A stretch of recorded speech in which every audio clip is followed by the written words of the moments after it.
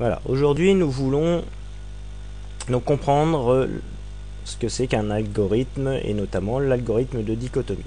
Donc nous partons sur un problème de résolution d'équation. Nous avons la courbe représentative de la fonction f de x égale x au cube plus 2 fois x moins 2 et nous voulons trouver les solutions qui annulent cette fonction, soit trouver les abscisses du point d'intersection de la courbe représentative de f et de l'axe des abscisses.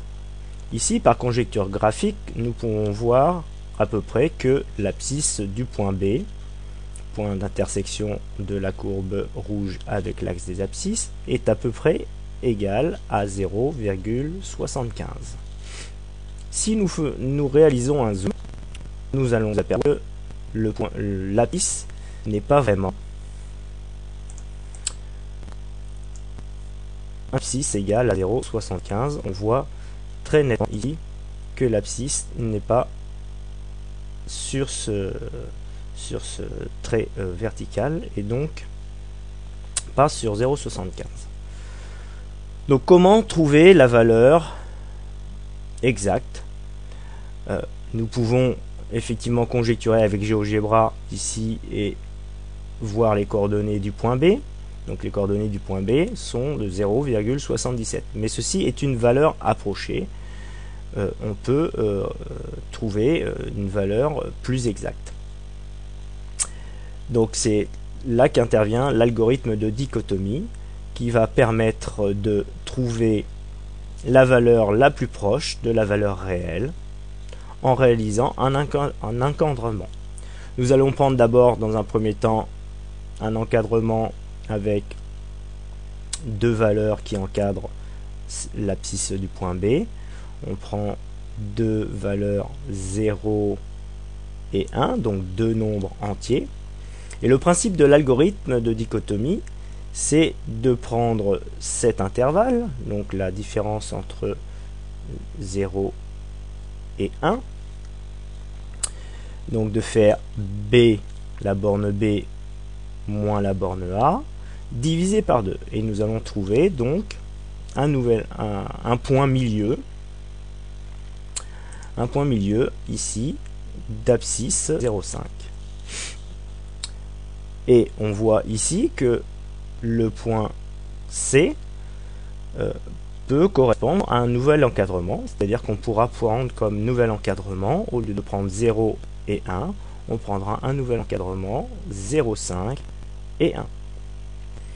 Si nous voulons réaliser à nouveau un encadrement encore plus rétréci, s'approchant le plus proche du point B, nous allons faire la même chose, c'est-à-dire prendre la valeur 1, la soustraire, faire la soustraction de 1 avec l'abscisse 0,5. Donc nous allons obtenir B moins A, donc les deux bornes, donc 1 moins 0,5, et nous allons obtenir donc 0,5. Le tout divisé par 2, donc ça fera 0,25. 0,25 étant donc le nouveau milieu, le nouvel encadrement. C'est-à-dire ici, nous allons trouver un nouveau point qui va se situer à gauche du point B. Notre encadrement se resserrer. Et ainsi de suite, c'est-à-dire que là, on va reprendre donc la borne 1 et la borne maintenant 0,75. Nous allons en faire la différence, diviser par 2, et nous allons trouver un nouveau point qui va se trouver, là, cette fois-ci, au milieu, ici, et à droite du point B. Donc, à peu près, donc, ici. Donc, le nouvel encadrement, on prendra comme abscisse, ici, 0,88, et ici, 0,75. On en fera la différence, on divisera par 2, et on trouvera un nouveau point qui se trouvera au milieu de cet encadrement. Et vous voyez que successivement, l'encadrement devient de plus en plus petit pour s'approcher de plus en plus de B. C'est-à-dire qu'à chaque fois qu'on trouvera le milieu de notre nouvel encadrement, le milieu sera proche de l'abscisse du point B, l'abscisse du point B que l'on cherche. Voilà, donc l'algorithme de dichotomie reproduit ce que je viens de faire graphiquement avec GeoGebra, mais va nous faire des calculs algébriques et nous trouver une valeur. Donc, allons sur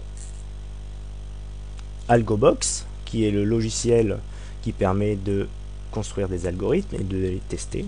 Donc ici, nous avons l'algorithme de dichotomie de la fonction qu'on vient d'étudier et on cherche les valeurs de x pour lesquelles s'annule la fonction.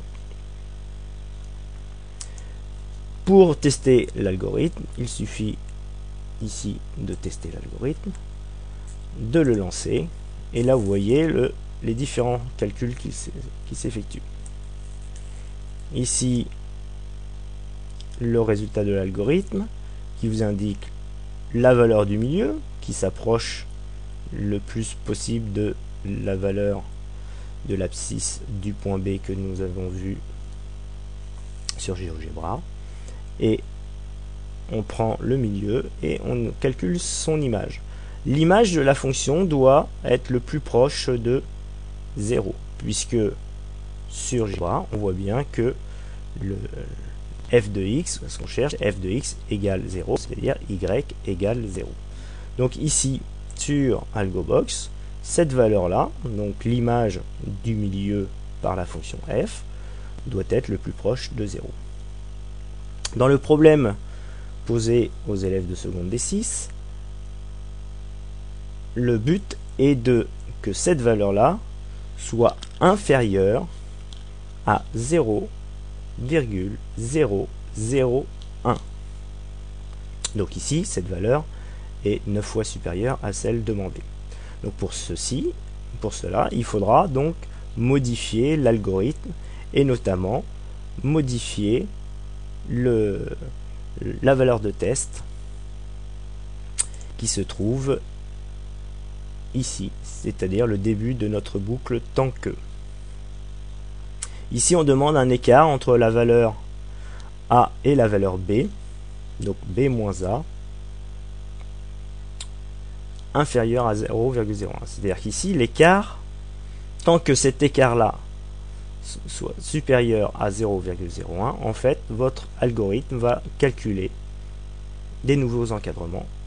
Et dès que la valeur, ici, entre la valeur B moins A, c'est-à-dire les bornes de notre encadrement, seront inférieures à 0,01, à ce moment-là, l'algorithme s'arrêtera et donnera le résultat.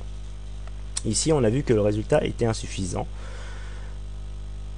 Pour que le résultat soit satisfaisant, il faut modifier la valeur ici de l'écart et la réduire de telle sorte que l'image de la fonction du milieu par f soit inférieure à 0,001. Donc comment modifier une ligne d'un programme sur AlgoBox? Il suffit tout simplement de cliquer sur la ligne et ici d'aller sur le bouton modifier la ligne. Ensuite, un masque de saisie apparaît qui reprend la ligne de test tant que la condition écart supérieur à 0,01. Ici, admettons que l'on veuille prendre comme valeur 0,005.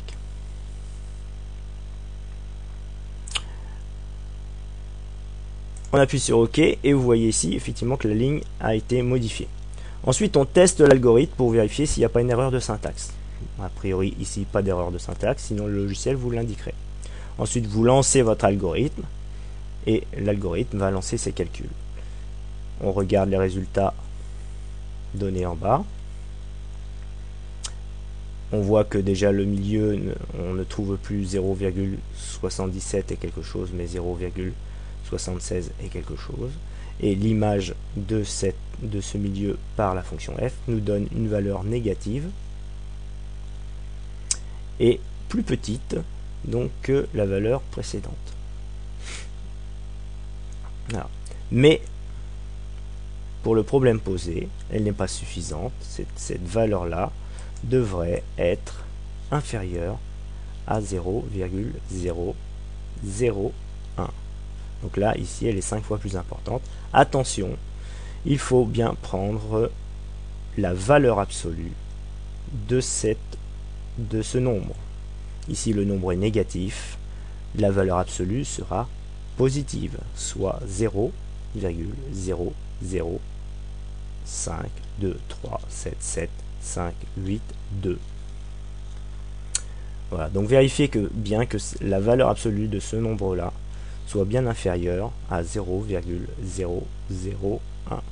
Cela voudra dire que vous avez trouvé ici, à la ligne 11, la bonne valeur qui donne l'écart entre votre borne supérieure et votre borne inférieure.